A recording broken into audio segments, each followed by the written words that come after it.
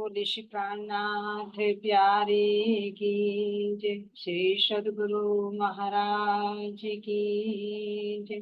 सदगुरु श्री रामचंद्र जी महाराज की जय। तीनों पुरी धाम की जय। सर्व सुंदर समाधि की जय। बंदो सतगुरु चरण को करू सो प्रेम प्रणाम। अशुभ हरण मंगल करण धन श्री देव चंद्र जी नाम। श्री प्राणीनाथ निज मूलपति सिर में राज शुभ नाम। तेज कुंवर श्यामा युगल को पल पल करू प्रणाम। आज को पल पल करू प्रणाम। बोले श्री प्राणनाथ प्यारे की जय। श्री सदगुरु महाराज की जय। धाम के धनी की जय। सर्व सुंदर साथ की जय। प्राणाधार प्यारे सुंदर साथ जी, आप सबके दाम हृदय में विराजित प्राण प्रियतम प्राण वल्लभ के नूर चरण में कोटि कोटि पे। तो सुंदर साथ जी राज जी महाराज जी की मेहर से हम अपने सतगुरु श्री रामचंद्र महाराज जी की पुस्तक को श्रवण कर रहे हैं। तो सुंदर साथ जी सतगुरु की मेहर से हम छठी लहर में प्रवेश कर गए हैं। तो छठी लहर में महाराज जी क्या बताए सुंदर साथ जी अपने मुखारबिंद से कि किस तरह से वो माई थी जिन जो साधु की मंडली में रहती थी, तो जिनको महाराज जी ने अपना साथी समझा है ना, उनको कैसे वो वहां से 60 मील दूर दे गई। और किस तरह से फिर जब महाराज जी वहां पहुंचते हैं तो उनका बिछड़ना हो जाता। सुंदर साथ जी वे फिर कभी नहीं मिलते। अब आगे सुंदर साथ जी क्या कह रहे हैं यहाँ पर देखते हैं। जब वे महात्मा जी छोड़कर चले जाते हैं महाराज जी को भी और माई, तो माई फिर महाराज जी से ही विनती करती कि महाराज जी मुझे भी अपने साथ में रखना। लेकिन महाराज जी ने क्या कहा सुंदर साथ जी की माई आप तो हमारे साथ में ही हो, भाई साथ ही तो चल रहे हैं, अलग थोड़े ही हो। लेकिन अब आगे जैसे माताओं की माइयों की टोली आएगी तो आप उनके साथ हो लेना। क्यों? क्योंकि आपका महात्माओं की टोली में रहना अनुचित है। क्यों कहा नशा जी? ठीक है, एकदम डायरेक्ट मना नहीं किया महाराज जी। ये नहीं कहा भाई तुम्हारे में तो ये कमी है, तुमने तो ऐसा किया तो मैं तुम्हें अपने साथ क्यों रखूं। नहीं, फिर भी विनम्रता कहा ना महाराज जी ने, कोई देत का साला तुमको तुम भला चाहिए होती। शरद धाम की ना छोड़िए सूरत पीछे फिराओ जी। तो महाराज जी ने कितनी विनम्रता से कहा कि भाई माई तो आप साथ में हो ही, अलग थोड़े ही हो बस। लेकिन जैसे जैसे अब आगे तुम्हें साधुओं की वो माइयों की जमात मिलेगी तो उनके साथ, क्योंकि महाराज जी समझ गए थे कि मैं अपने मन के वशीभूत अभी होकर कार्य करती। पर महाराज जी को तो नियम दिया ही था उन्होंने कि माँ के जो साधु थे गया में मिले थे, है ना, कि तुम महात्मा माइयों के संग में मत रहना। माइयों का हाथ का दिया खाना है, उनके घर जाना, यही बात है ना। तो सुंदर साथ जी यहाँ देखिए यहाँ पर क्या कह रही हैं। अब कह रहे हैं यहाँ पर 3 रोज बाद एक बस्ती के बाहर हम ठहरे।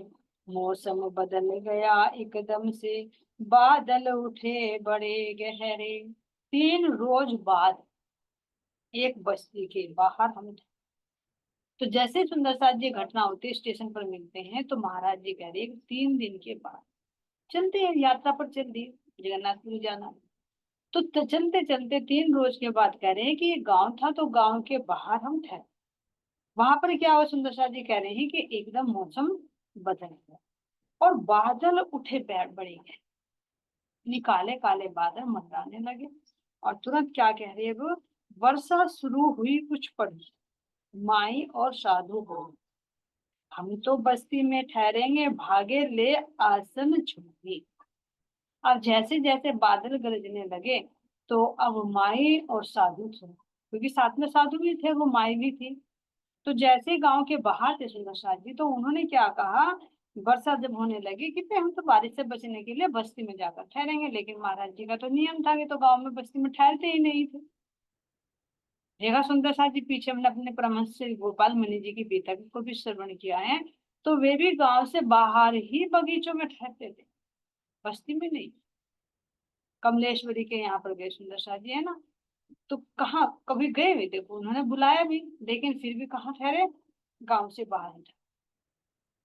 तो यहाँ पर महाराज जी ने भी नियम ले रखा है कि हम बस्ती में नहीं ठहरते थे, गांव से बाहर। क्यों? क्योंकि जो ध्यान, रात को ध्यान साधना करते हैं ना, तो जो आनंद एकांत में मिलता है ना, वो भीड़ भड़ाके में। और महाराज जी तो रहते हैं रात को ध्यान करने वाले, 8-8 घंटे ना, पूरी पूरी रात ऐसे ही मंथन में निकल जाती। तो ये जो परमात्मा की राह पर चलते हैं सुंदर साथ, जिसको एकांत बहुत है, तो इसी एकांत के लिए ही तो घर छोड़कर चले थे। अगर बस्ती में रहना होता तो अपने घर परिवार था, घर परिवार में रह लेते, लेकिन वो एकांत जो मिल लेना था, तो इसीलिए तो गृहस्थी छोड़ी। और फिर भी अगर इधर उधर जाते, फिर अगर किसी के घर पर जाकर ठहरते, तो फिर अंत। तो वे जो साधु थे और माई थी, तो उन्हें तो महाराज जी कह रहे हैं कि भाई वे तो अपने जो उनकी झोली थी और उनके जो आसन थे, वे तो उठा उठा कर चल दिए। क्योंकि झोली में क्या होता है, थोड़ा जरूरत की सामान होता है, जैसे महाराज जी अभी जैसे खिचड़ी पकाई महाराज जी ने, थोड़े बहुत चावल तो जरूर रखते होंगे, एक दो वस्त्र भी, लोटा भी, जो जरूरी चीज है वो झोली में रखी जाती है। और आसन जिस पर अपना लेटने का और बैठने का काम किया जाता है। तो कह रहे महाराज जी अपने आसन और झोली उठा उठा कर भाग पड़े कि भाई हम तो जाकर गांव में ही ठहरे। लेकिन महाराज जी नहीं गए। अब क्या कह रहे हैं, साथ साथ अपनी गीता भी चले गए वे लेकर के, हमें छोड़ कर चले न जावे, गीता ले गए इस डर से। महाराज जी के पास गीता थी सुंदर सी।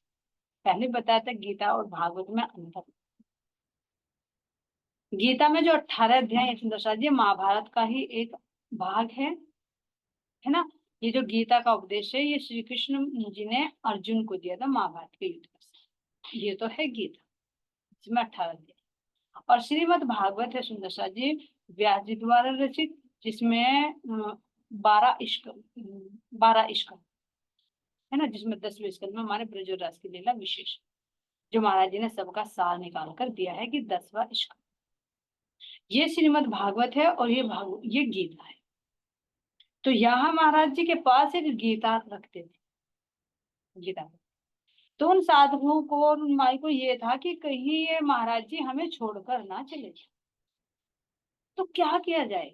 तो उनकी गीता लेकर चले साथ, कि भाई कभी ये सोचे कि भाई ये साधु महात्मा तो गाँव में चले गए, और महाराज जी के दिल में पता नहीं था उनका, तो किधर को उठकर चल देते थे, है ना, मस्ती में रहते अपनी फकीरी की मस्ती में। तो महाराज जी के गीता लेकर चले, महाराज जी खुद बता रहे कि मेरी गीता ले गए, किस तरह से ले गए, कि कहीं हमें छोड़कर चले ना। और जब हमारे पास इनकी गीता रहेगी तो इंतजार करेंगे कहीं ना कहीं कि भाई मुझे अपनी गीता तो लेनी है ना। तो कह रहे सुंदर साथ जी वे गीता ले गए इस डर से कि कहीं हम उनको छोड़कर चले ना जाए। जाने के पश्चात उन्हीं के बारिश बरसी मूसलाधार, पेड़ तले बैठे रहे शिकुर, बहुत आई ऊपर फव्वार। जाने के पश्चात, जैसे ही वे माई और साधु अपने आसन और अपनी झोली उठा उठाकर गांव की तरफ को भागे, तो महाराज जी कह रहे जैसे ही वे गए, उनके तुरंत जाने के बाद मूसलाधार बारिश शुरू। अब देखिए सुंदर साथ जी, जागने, अपनी आत्मा को जगाना, सुंदर सतगुरु की खोज करना, परमात्मा की खोज करने के लिए कितने कष्ट सह रहे हैं देखिए। बारिश दिखा रहे, बारिश भी हो रही, कैसे भीग रहे हैं ना, गर्मी भी, सर्दी भी, बरसात भी, किस तरह से सहन करे सुंदर साथ जी, भूख भी, प्यास भी, है ना, जमीन पर लेटना, निर्वस्त्रों के रहना, भूखे प्यासे रहना, इतना कष्ट झेलने पर भी सतगुरु की प्राप्ति नहीं हो रही। और ये देखिए सुंदर साथ जी, हमारे सौभाग्य देखिए, सतगुरु की कृपया देखिए कि सारे कष्ट उन्होंने, सारे कसाले अपने सिर पर ले लिए, और हमें कितनी आसानी से, सतगुरु से ही पूछे तो हमें तो घर आकर जगा रहे, घर आकर कहते हैं कि चलो भाई तारतम दे दे, घर आ आकर बुलावा दिया जा रहा है, देखो। और ये ज्ञान जिस इस वाणी के लिए, जिसके लिए बड़े बड़े ऋषि मुनि तप करे सुंदर साथी, वो वाणी कितनी सरलता से मिल रही है, और हम फिर भी ना उस पर मंथन करें, फिर भी हम रुमाल बन बांध कर, या बस एक रखे कि भाई हमारे समझ में नहीं आती। तो ये देखिए, जब महाराज जी इतनी खोज कर सकते हैं एक सतगुरु को पाने के लिए, तो हम क्या वाणी को जब लेकर बैठेंगे, उसमें थोड़ी मगजमारी करेंगे, तो क्या हम देंगे नहीं? परमात्मा देंगे। कह रहे कि तुम एक कदम तो बढ़ो भाई, कुछ तो पढ़ो। और अगर तुम उसको खोलकर ही नहीं देखोगे, तो फिर महाराज जी कहाँ से समझाएंगे? तो ये देखिए, सतगुरु की कृपा है सुंदर साथ जी, जो सतगुरु जी इतनी सरलता से मिल गए। और वाणी भी, और अब तो देखो कि भाई मोबाइलों पर भी हर तरह की वीडियो, हर तरह की चर्चा, कहीं से कैसी सुनो, कुछ भी पढ़ लो। कितनी सुविधा कर ली हम पिछले वालों के लिए। लेकिन फिर भी अगर नहीं चलते, तो कितनी हंसी की बात होगी कि सतधाम धनी कहेंगे कि सारी तो सुविधाएं कर दी थी, मेरी आगेवान सखियों के उनके कष्ट देखो कि किस किस तरह से एक एक शब्द के लिए कैसे तरसते थे, कैसे पैदल चलते थे प्राणनाथ जी के साथ में, कैसे हमारे रामरतन महाराज जी, कैसे हमारे गोपाल मुनि जी कितनी कितनी कसरत करते सुंदर साथी। कमलेश्वरी का देखा पीछे की किस तरह से बस माला और वो कंठी देती थी, और बस कि भोग लगाना और ये जाप कर लेना, और बस इसी से उद्धार हो जाएगा। लेकिन यो वाणी तो नहीं मिल पाई थी। अब देखिए कितनी मेहर हो, जैसे कहते हैं ना कि भाई पूरी थाली में 56 भोग तुम्हारे लिए बिल्कुल तैयार है, बस खाने की देर। लेकिन हम इतने आलसी हैं कि खाने में भी ये सोच रहे हैं कि सतगुरु है, हमारे मुंह में निवाला डाले और वही चबा। इतने आलसी हो गए हम पिछले वाले। ये तो कहना, पिछले वाली तकिए से आराम से बैटरी लगाकर मूल मिला, आराम से, बस कोई बात नहीं, सब कुछ करने वाले दान हैं। और अगले वाली सखियों को देखो, उन्होंने कितनी कसम की, तो ऐसे उनको शाबाशी भी दी। जो जितना कष्ट झेलेगा, जितना तप करेगा सुंदर साथ जी, इतना जितना कहते हैं ना कि सोने को जितना तपा जाता है, वो इतना ही चमकता है। तो यहाँ सुंदर साथ जी देखिए, महसूस कीजिए इसको। कह रहे हैं कि जैसे ही वे गए, तो बहुत मूसलाधार बारिश होने लगी है ना, अंधेरी रात है, बिजली कड़कड़ा रही है ना, जंगल में। महाराज जी तो क्या कह रहे हैं, हम एक पेड़ के तले सिकुड़ कर बैठ गए, पेड़ के तले, जैसे मतलब कि अपने आप को बचाने की। लेकिन फिर भी जब मूसलाधार बारिश हो रही है, तो फिर भी तो बूंदे तो ऊपर पड़ेंगी ही।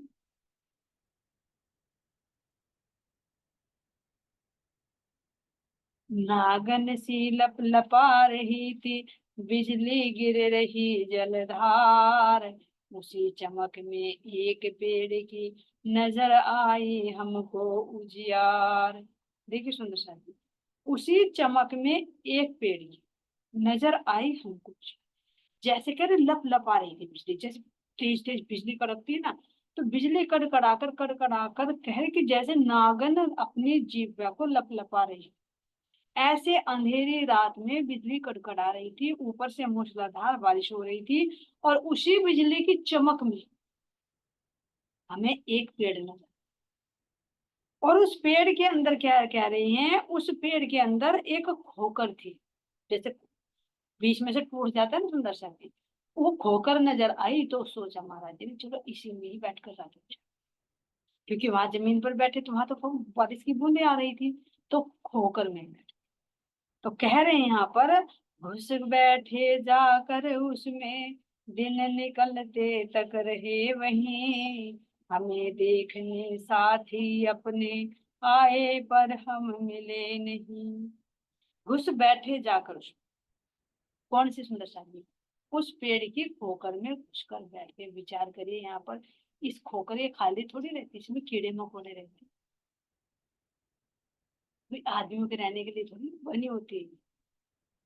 पेड़ों पर रहने वाले इसमें कीड़े मकोड़े रहते हैं। लेकिन महाराज जी देखिए कितने निडर हैं, है ना, कैसे अपने आप को बचा रहे, उसी पेड़ की खोकर में जाकर। और कह रहे हैं, हम वहीं पर दिन निकलने तक बैठे थे, और हमें देखने जब साथी अपने आए, तो हम मिले नहीं। क्योंकि जब वे साथी देखने के लिए आए कि भाई कहाँ है महात्मा जी, तो महाराज जी जहाँ छोड़कर गए तो वहां तो नहीं मिले, क्योंकि दूसरी जगह जाकर वे खोकर लगे।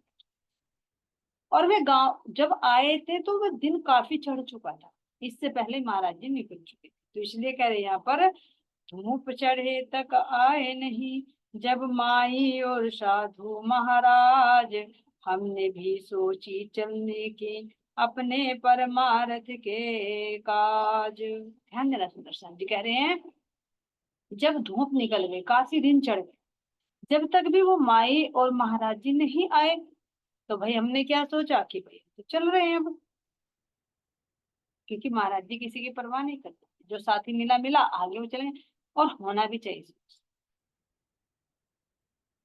खुद माँ इंद्रावती कह रही पीछा मुड़ के ना देखे, ना कीजिए किसी की परवाह, एक धाम हृदय में लेके उड़ा दीजिए आप। तो हमें जो खोज करनी है ना सुंदर सा जी, जो खोजक होता है ना, साधक होता है, वो किसी की परवाह नहीं करता कि वो चल रहा है या नहीं चल रहा, जिसे चलना होता है वो अपनी मंजिल अपने आप तय करता है। उसे किसी के निर्देश की भी जरूरत नहीं होती, वो अपना गुरु अपने आप बनता है। जैसे महाराज जी को किसी ने कहा कि तुम घर छोड़ दो, अंतर से ही वो प्रेरणा हुई, आत्मा कह रही है, अंदर से परमात्मा का हुक्म कह रहा है, बाहर से नहीं किसी ने कहा। तो यहाँ महाराज जी उसी चीज को दिखा रहे हैं कि जो मिल गया तो ठीक है, नहीं मिला तो भाई अकेले यात्रा हमें तो करनी है, किसी के सहारे हमें पीछे मुड़कर नहीं दे। तो अब यहाँ से सुंदर साथ जी महाराज जी अब चल रहे हैं, अब आगे यहाँ पर कह रही हैं, आज अकेले ही चले, साथी न कोई साथ, लंबी यात्रा खींच दी हमने बातों बात। कह रहे हैं आज अकेले ही चले, भाई जब नहीं है, साधु महात्मा नहीं आए, क्योंकि बस्ती में गए हुए हैं, तो अब बस्ती में जाकर तो जैसा रंग होगा वो चढ़ेगा तो है, तो उन्होंने सोचा होगा अरे भिक्षा तो लेनी है, कहाँ चलेंगे भाई, अच्छी तरह से कहीं बस्ती में गए हैं तो किसी के यहाँ ठहरे होंगे, फिर वह नहाना भी धोना भी नाश्ता भी करना, तो सोचा भाई नाश्ता वास्ता करके तभी निकलेंगे यहाँ से। तो काफी टाइम हो गया, महाराज जी को तो किसी का नहाना धोना नहीं, खुद ही नृदेवता देवता ने उनको स्नान करा दिया, और जब धूप निकल गई तो कपड़े सूख गए, महाराज जी से चले अपने रास्ते नाते। तो बस्ती में जाकर तो देर होनी ही होनी। तो यही होता सुंदर सा, जैसे बस्ती में देखे तो हम ही है ना, हम अपनी गृहस्थी में या अपने संसार की बातों में फंसे हुए हैं, तो हमें चलने में कितनी देरी, और जिसने छोड़ दिया घर परिवार, उसे फिर रोकने वाला कोई नहीं पीछे, तो वो तो आगे निकले ही नहीं, जिसने परवाह नहीं की। जैसे हम ब्रजशा आश्रम, जो तामसिक सखियां थी उन्होंने किसी की परवाह नहीं की, तो तुरंत जिस हालत में थी जैसे थी तुरंत छोड़ दी, किसी की परवाह नहीं की कोई आ भी रही है या नहीं आ रही। और तो सबसे पहले पहुंची, घर परिवार छोड़ो, फिर जो राजसिक थी उन्हें थोड़ा श्रृंगार में टाइम लग गया, और जो सात्विक थी जो घर की मर्यादा में बंधी रही, तो उन्हें कितनी देर हुई। जब देखा रे सब भाग रहे हैं भाग रहे हैं, है ना, हमारी पत्नियां भी जाने के लिए तैयार हो, तो वहीं दरवाजा बंद कर दिया, और दरवाजा बंद करके क्या कर दिया सुंदर साथ जी, नहीं जाने दिया, तो अपना तन वहीं छोड़ना पड़ा, तब जोड़ी। तो यानी जितने हम बंधन में बंधे रहते हैं, जितनी हम देर करते रहते हैं, उतने ही हमारे बंधन और मजबूत होते हैं। और जो तड़ फड़ करके तमोगुण वाली एकदम छोड़कर भाग जाती है ना, तो उसकी उसे कोई रोकने वाला नहीं। तो ऐसे ही तो हमारे को रतन भाई सुंदर जी घर बार के बंधन से मुक्त होकर निकल गए, तो हम रास्ते में मिलने वाले संगी साथियों की क्या परवाह करेंगे, नहीं करेंगे, जल्दी अपने रास्ते। और जो गृहस्थी में गए, जो बस्ती में गए हुए हैं, तो उनको तो टाइम लगना ही लगना है, तो महाराज जी ने किसी की परवाह नहीं की। तो यहाँ सुंदर साथ जी देखिए क्या कह रहे हैं, अब अकेले चले, लेकिन ध्यान दीजिए यहाँ क्या कह रहे हैं, लंबी यात्रा खींच दी हमने बातों। अब विचार करिए बात किसी से कर रही है, जब यहाँ कह रहे हैं आज अकेले ही चले, साथ ही ना कोई साथ, लंबी यात्रा खींच दी हमने बातों बात, तो किससे बात कर रही है, वो अपने आप से बात कर रही है। किसके बारे में बात कर रहे हैं, अभी जो पीछे प्रसंग देख कर आई, क्योंकि बहुत मंथन चलता है। जैसे भी देखा भाई, मुझे साधु महात्मा जी ने कहा था भाई माई के हाथ से कुछ ग्रहण मत करना, माई के नोते घर भी मत जाना, है ना, तो अब मैं गृहस्थी में मतलब परिवार में मांग नहीं गए बस्ती में। और फिर किस तरह से सुंदर साथ जी देखा कि मन किस तरह से हावी होता है ना, माई को कैसे परेशान किया, माई के कितना बल है उस इस मन के अंदर, कि इतनी दूर अपना ही खर्च करके वहां पर ले गई, फिर उनके माध्यम से अपने मन को परखने, कि मेरा मन कहाँ कहाँ चलायमान होता है, किस रास्ते पर मैं सही चल रहा हूँ या किस रास्ते पर मेरा मन भटका है। जैसे पीछे पीछे भी करा ना उसी में से। तो यहाँ महाराज जी कह रहे हैं कि माई तो माई, लेकिन मैं भी तो माई को देखने में लगा हूँ। हाँ, मेरा मन भी तो चलायमान होता है। तो इस तरह सुंदर सा जी दूसरों को एक माध्यम बनाकर अपना आत्मनिरीक्षण किया। बाहर तो एक माध्यम होता है, लेकिन वो संसार हमारे अंदर भी तो होता है।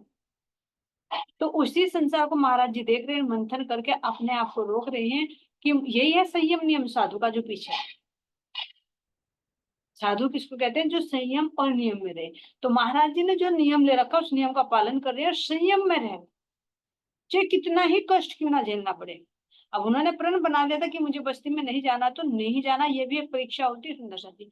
कितनी बिजली कड़कड़ाई, कितनी मूसलाधार बारिश हुई, हर कोई कह सकता था कि भाई चले। उन साधु माना उन माई ने भी कहा होगा भाई चलो बस। आती है सिचुएशन सुंदर सा जी, हम कोई भी प्रण ले लेते हैं परमात्मा की राह पर चलने के लिए, तो माया परीक्षा जरूर लेती है, झटका जरूर। हाँ, बताओ कब झटका नहीं आया। हमारे देवचंद जी महाराज जी ने कितना प्रण ले लिया था कि मैं भागवत सुनूंगा, लेकिन कितना तीव्र बुखार आया सुंदर सा जी। 14 दिन तक लगातार देखो, खा पी भी नहीं सकते थे, इतने कमजोर हो गए थे, इतने लाचार हो गए थे, परीक्षा थी। ऐसे ही महाराज जी ने भी दृढ़ निर्णय ले रखा था कि मैं मुझे बस्ती में नहीं रहना, तो देखो बारिश कितनी तेज हुई। और किस रूप में? साधु के और माइयों के रूप में आए भी, क्योंकि एक बार तो चलो अकेले तो रोक, लेकिन अगर उसी कार्य को दूसरा कर रहा हो तो मन कहता है अरे कोई बात नहीं, रोज तो रहता है, चल आज तो साधु महात्मा जा रहे, चल तू भी चल। लेकिन नहीं, ये है नियम और सही। यानी जो मैंने नियम ले लिया तो वो ले लिया, और फिर अपनी इंद्रियों पर अपने मन पर किस तरह से संयम किया। तो यहाँ महाराज जी मंथन करते हुए जा रहे हैं कि भाई गृहस्थी में जाकर क्यों नहीं आए साधु महात्मा, अब तक उन्हें आ जाना चाहिए था, है ना। तो गृहस्थी के सुख कैसे होते हैं, हम फिर किस तरह से निकले, हम परमात्मा को पाने के लिए निकले हैं, ये गृहस्थी को छोड़कर फिर हम गृहस्थी के सुखों में मेरा मन जाता है। इस तरह से कह रहे हैं कि अपने ही अंदर से अपने ही आपसे बातें करते लंबी याद, यानी अपने ही अंदर उतर। वो खोकर क्या है सुंदर सा जी, पेड़ क्या है ये, जैसे ये ब्रह्म ज्ञान, तो इस ब्रह्म ज्ञान के अंदर तहत में पहुंच। जब कहते हैं ना कि हम आत्म मंथन करें या कोई वाणी मंथन करे, तो बहुत गहराई में उतर जाते हैं, हमें शरीर की विशुद्धि नहीं। तो यही पेड़ की खोकर में कह रहे महाराज जी कि इस पेड़ की खोकर में बैठकर मैं अपने अंदर उतर आत्म मंथन कर। और जैसे मंथन करते करते करते करते वो चल ही रहा था, उनकी बात देखी, वो नहीं आए, तो उसी बातों में महाराज जी कह रहे कि मैं बहुत लंबा चला गया। तो देखो सुंदर साथ जी, ये है अपना, अब ये स्थिति बनती है निज के आनंद, यानी अपने आप से बातें। दूसरों से तो बातें करना आसान है, भाई कुछ तुम कह रहे कुछ मैं कह रही हूँ तो बात बन रही है, लेकिन अपने आप से कितनी देर बात, किसकी बात चलती है। अभी यहाँ सुंदर साथ जी कहेंगे कि एक अंतर्मन एक बाह्य, दो मन। बाह्य मन संसार की तरफ को खींचता है, जैसे भी बाह्य मन ने कहा होगा जरूर भाई साधु महात्मा जा रहे तो तुम भी चलो, लेकिन नहीं। और अंदर के मन ने कहा क्या, कहा अरे तू एकांत में बैठकर अपने अंदर उतरना। तो ये बाह्य मन बहुत परेशान करता है, जब तक अगर अंदर वाला मजबूत नहीं। पश्चाताप करते हैं, संसार का मिल जाए इसे खुश होगा, लेकिन अगर अंतर आत्मा का कार्य हो जाए, इसका काम ना बने, तो बाद में बहुत कोसता है, बहुत बुरी बुरी कहता है, अरे तूने तो बहुत, तेरे में अकल नहीं, तुझे ये करना चाहिए था वो कर। पहले लोभ लालच देता है, फिर डराता धमकाता है। जैसे आए थे ना वे दो मन पीछे, दो सिपाहियों के रूप, पहले प्यार से समझाता है और फिर नहीं मानता तो फिर डराता धमकाता कि तू ऐसा कर लेना चाहिए था ना, तुझे क्या बिगड़ जाता। लेकिन नहीं, अंतर की आत्मा जब मजबूत होती है ना, तो वो इनकी बातों को नहीं सुनती, क्योंकि ये अंतर मन ही जागृति के रूप में फिर आत्मा के साथ में होता है। ये स्टेज है अपने आप से बातें करने की, एक प्रारंभिक अवस्था। तो देखिए अपने आप से बात करें, यही स्वाध्याय है, अपने आप का अध्ययन कर। जब तक हम अपने अंदर उतरने की कोशिश नहीं करेंगे, अपने आप से बातें नहीं करेंगे, तो तब तक हमारी राह नहीं खुलेगी, हमारे अंदर के ताला नहीं। तो यही महाराज जी दिखा रहे हैं कि अगर अपनी आत्मा को जागृत करना है तो अपने आप से बातें करनी चाहिए, फिर एक मन और एक आत्मा दोनों की बातें। तो यहाँ महाराज जी क्या कह रहे हैं सुंदर साथ जी, हमने बातों बात बहुत लंबी यात्रा खींची। हम में दीनापुर गांव पहुंचे, आश्रम था जिसके एक समीप, साध मंडली पड़ी हुई थी बाहर आश्रम के नजदीक। एक ब्रह्मचारी जी थे उस आश्रम के संचालक मात्र, जा बैठे हम भी उबालने खिचड़ी ले अपना पात्र। अब महाराज जी तो चल रहे हैं भाई, अपना लोटा साथ में है, अपनी पोटली साथ में है, वो माया साधु तो नहीं आए। तो चलते चलते महाराज जी कह रहे हैं मैं मेदिनापुर गांव में आ गया, जहां मुझे गांव के पास में ही एक आश्रम नजर।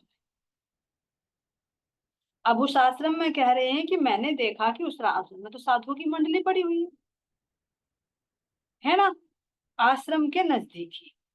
और उस आश्रम के कह रहे महाराज जी एक संचालक थे जो उनकी देखभाल करते थे, वो एक ब्रह्मचारी थे जो उस आश्रम के संचालक थे, उनकी देखभाल करते थे। और जो भी साधु महात्मा आते थे वहां पर यात्रा के लिए जो निकलते थे, जैसे कह देते सुंदर शाह जी यहाँ पर धर्मशालाएं होती है ना, तो उस धर्मशाला में मतलब रुक जाता है आदमी, रात भी बिता लेता है, एक दिन भी रह लेता है, 2 दिन भी रहते हैं, जैसे उसकी जरूरत होती है। तो इसी तरह से जो ये सुंदर साथ जी आश्रम था, तो ब्रह्मचारी इसके संचालक थे। तो आने जाने वाले साधु यहाँ रुक जाते, चाहे एक दिन रुके 2 दिन रुके, है ना, या तो कुछ भी कारण बन सकता है, जितना समय रहे उतना रुक सकते। तो सुंदर साथ जी महाराज जी कह रहे हैं कि हम भी वहीं पर जा बैठे अपनी खिचड़ी उबालने के लिए, क्योंकि जब रात तो बिता दी बारिश में, और भाई सुबह चले हैं तो कपड़े भी थोड़े गीले हैं, तो धूप निकल गई तो कपड़े भी सूख गए धीरे धीरे, लेकिन इस पेट को भी तो चाहिए। तो महाराज जी ने सोचा चलो भाई, वे माई और साधु तो बस्ती में गए हुए, वे तो जलपान करके आएंगे किसी ना किसी के यहाँ, जिसके यहाँ ठहरे होंगे रात को, वैसे तो नहीं भेजेगा। तो महाराज जी ने सोचा चलो भाई अपनी खिचड़ी हम उबालते हैं, तो वहां अपना पात्र लेकर बैठ गए। बनी न बनी न थी अब तक निज खिचड़ी, एक महात्मा जी आए, हमें भी भोजन दोगे क्या, यह शब्द उन्होंने दोहराए। बेखौफ निडर संकोचहीन जैसा व्यवहार किया आके, हम भी कुछ आकृष्ट हुए उस प्रतिमा का दर्शन पाके। महाराज जी कह रहे हैं कि जैसे ही मैंने भाई लकड़ी पकड़ी, तो वहां देखो जब मतलब आश्रम बना हुआ है, साधुओं के रुकने की व्यवस्था है, तो कुछ ना कुछ तो व्यवस्था थी वहां, तो लकड़ी तो पड़ी थी। तो महाराज जी ने वहां पर अपनी खिचड़ी उबालने लगे, अपने लोटे जो लोटिया। लेकिन महाराज जी कह रहे कि अभी खिचड़ी पकी नहीं थी। तभी क्या हुआ, वहां पर एक महात्मा जी आए, और आकर उन्होंने क्या कहा कि क्या हमें भी भोजन दोगे। आकर कहा हे बाबा क्या हमें भी भोजन दोगे। तो महाराज जी ने नहीं सुना, दोबारा फिर दोहराया कि क्या हमें भी भोजन दोगे। तो अब जब महाराज जी ने ये शब्द सुने सुंदर साथ जी, तो महाराज जी देखिए करुणा के पात्र थे, है ना, करुणा के सागर हैं। तो उन्होंने कहा कि क्यों नहीं, भाई जैसा आपका है ये आपका ही है, आप ग्रहण कीजिए। भाई जैसे यहाँ पर आ जाए कोई कहे कि भाई क्या भोजन मिलेगा, तो अरे नहीं आपका ही तो है, आप लीजिए। तो ये देखिए सुंदर साथ जी, यहाँ महाराज जी के पास कोई ज्यादा खिचड़ी नहीं, कितने अपने लायक ही तो उबाल रहे होंगे, साथ में तो कोई साधु भी माई भी नहीं है, तो अपने लिए उबाल। लेकिन उसमें भी आकर महात्मा जी ने कहा तो हमें भोजन मिलेगा, तो महाराज जी ने मना नहीं किया। ये देखिए अतिथि सत्कार जैसे करते हैं ना, तो कोई अगर अपने से भोजन मांग रहा है तो क्या उसको मना किया जाए, नहीं किया। गृहस्थी में तो चलो एक बार ना भी करे, लेकिन यहाँ सिचुएशन देखे कि भाई यहाँ पर कैसे तो ईंटें लगाई होंगी, कैसे लकड़ी जलाई होगी, कैसे चावल भी लिमिट मात्रा में होंगे कि भाई उसमें डाले उबाले पेट भर के, महाराज जी तो आगे बढ़ना था। लेकिन एक महात्मा जी अगर कह रहे हैं तो महाराज जी ने मना नहीं किया, कहा कि जरूर अवश्य भाई ये आपका ही है, और आप बैठे आप ग्रहण। अब वो व्यक्ति कैसे थे सुंदर साथ जी, उस महात्मा जी का बता रहे हैं, कह रहे हैं कि वो जो थे बेखौफ, बेखौफ का मतलब निडर, कोई डर नहीं था उनके अंदर, उनकी आवाज भी बुलंद थी। उन्होंने ये नहीं कहा कि दबी दबी से आवाज, उन्होंने तेज आवाज में जोशीली आवाज में कहा, जैसे निडर हो। तो इसीलिए कहा कि कितने में बेखौफ थे, यानी बिना डर के थे, निडर थे और संकोचहीन। जैसे कहते थे कि भाई संकोच होता है, किसी बात को कहने में थोड़ा संकोच करते हैं। ये नहीं सोचा कि भाई महात्मा जी ये खिचड़ी पका रहे, कितनी खिचड़ी होगी नहीं कि लुटिया में जो तुम भी मांग रहे हो। तो संकोचहीन थे, कुछ भी कहने में संकोच नहीं करते। और कैसा जैसा व्यवहार किया आके, भी आकृष्ट हुए उस प्रतिमा का दर्शन पाके।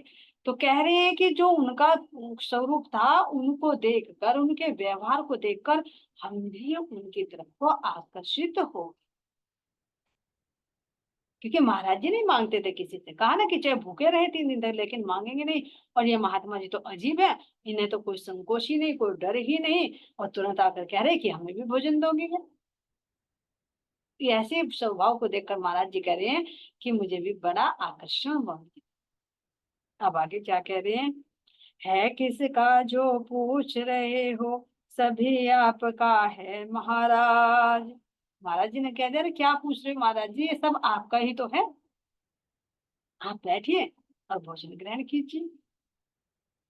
जब तक वे पतरावल लाए, खिचड़ी थी तैयार हुई।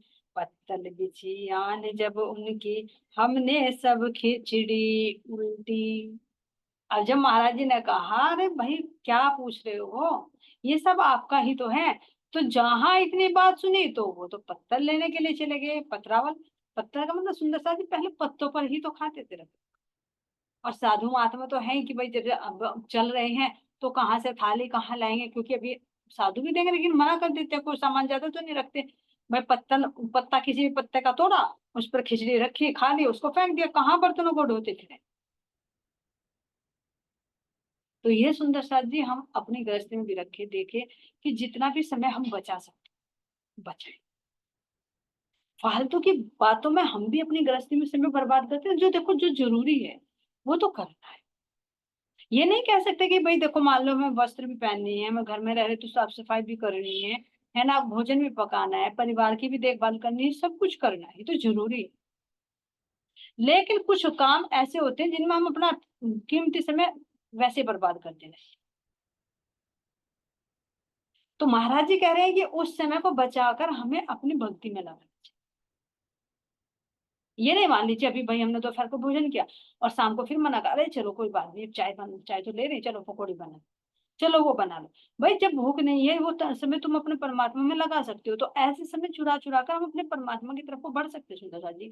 नहीं तो ये काम तो कभी समाप्त हुआ ना कभी हो, और समय ऐसे ही बीत बचा। तो हमें महाराज जी ये शिक्षा दे रही हैं कि जितना से जितना अपने आप को संवार सकते हो, समेट सकते हो, इतना अपने अंगों को, अपने कार्यों को समेट लो। और वो समय जो हमारा इधर उधर की एक्स्ट्रा बातों में, एक्स्ट्रा कार्यों में जा रहा है, तो उसको हम अपने परम। अब तक अज्ञानता में तो हमने बहुत, न जाने कितनी कितनी चीजों में, कितनी कितनी बातों में हमने समय बर्बाद किया। क्यों? क्योंकि समय का पता नहीं था ना, समय की क्या वैल्यू, हमें क्या करना था वो पर्पज नहीं था। बस ये था कि खाली ना बैठे समय को इस्तेमाल करें, लेकिन ऐसी ऐसी कार्यों में लगा दिए कि जो वेस्ट ही है, कुछ वैल्यू नहीं, जिसके बिना काम चल सकता। तो अब सहूर आया है तो यही विचार करें सुंदर साथ जी कि जो जरूरी है वो तो करें, लेकिन जो एक्स्ट्रा है उसमें हम अपना समय बर्बाद न करके अपने परमात्मा की राह पर लगाए। ये है साधुओं का सुंदर जी। जैसे पढ़ने वाले बच्चे क्या अपना समय नहीं बचाते? बचाते। कहीं 2 घंटे का कार्य होगा तो 1 घंटे में कहेंगे नहीं नहीं मेरे पेपर है, मुझे नहीं, मुझे इतना टाइम नहीं दे। जाएंगे भी काम करके वापस भी आ जाएंगे। और तो और यहाँ देखो जिसकी ड्यूटी होती है, जॉब होती है, वो जाता भी है, वो भी करता है, लेकिन वो लिमिट में समय देता है। और हम ये सोचते हैं हमारे पास तो न जाने कितना समय परमात्मा ने दिया है, जहाँ 1 घंटे का काम है वहां हम 2-2 घंटे लगा देते हैं। किसी से बातें करने जा रहे उसके घर ही चले गए, तो हो सकता था 10 मिनट में काम, वहां हम 2 घंटे लगा कर आ रहे हैं। तो वो समय की बर्बादी। ऐसे सुंदर साथी समय बहुत अनमोल है। धीरे धीरे धीरे जैसे बूंद बूंद से घड़ा बढ़ता है ना, तो इसी तरह से पल पल बचाने से ना, जब हम अपने परमात्मा के मार्ग पर चलते हैं तो बहुत कुछ कर सकते हैं। अन्यथा सबके पास 24 घंटे, ये किसी को भी एक्स्ट्रा टाइम नहीं दिया प्रकृति। सबको 24 घंटे ही दिए, लेकिन उसमें से कौन कितना समय कहाँ बचाता है और कहाँ खर्च। लेकिन पैसे की, हम पैसों को तो हम बचाते हैं। यहाँ अगर मेरा काम 10 में हो रहा है तो मैं 5 में ही काम करूँ, है ना। इतने की चीज आ रही तो हम दुकानदार से भी कर लेते हैं, अरे भाई इतना नहीं, इतना कम। खुश होते हैं कि अरे 100 रुपए में से 20 रुपए भी बचे तो बहुत कुछ। तो इसी तरह से हम अपने समय के लिए भी तो अलर्ट, पैसा तो फिर भी कमा लेते हैं लेकिन समय तो नहीं लौट का आता। जो पैसे से भी ज्यादा कीमती समय है, उस समय की हम वैल्यू को नहीं समझते। ये हमारी सबसे बड़ी कमी है सोच। तो महाराज जी यही हमें इसमें संदेश दे रहे हैं कि जैसे महाराज जी ने पत्थर लाए, खाई और फेंक दी, कोई फालतू टाइम नहीं, कौन लादे फिरेगा, कौन उनको धोएगा, कौन मांजेगा। अरे खाओ और फेंको और अपने ध्यान में। तो ऐसे सुंदर साथ जी महाराज जी कह रहे हैं कि जब तक मैं साधु गए पत्रावल लेकर आए तो तब तक खिचड़ी भी तैयार, है ना। पत्तल बिछे आन कर जब, जब वे पत्तल ले आए, वो एक ही पत्तल लाए, उन्होंने पत्तल डाली तो महाराज जी कह रहे खिचड़ी तैयार हुई। तो हमने भी उस पर वो खिचड़ी अपनी लुटिया में से उलट दी। भूतनाथ जैसा स्वरूप था, फबन निराली के इंसान, वो विरक्ता के प्रतीक जो लगता था पुरुषत्व महान। अब उनका स्वरूप बता रहे कि उनका स्वरूप कैसा। तो इस स्वरूप का वर्णन सुंदर साथ जी अगली मीटिंग में लेंगे। अब के लिए ही ना सुंदर साथ जी। बोले श्री सतगुरु महाराज की जय, श्री प्राणनाथ प्यारे की जय, सतगुरु श्री रामचंद्र जी महाराज की जय, तीनों पूरे धाम की प्रणाम। सभी सुंदर साथ के चरणों में कोटि कोटि। चलिए सुंदर साथ जी नेक्स्ट मीटिंग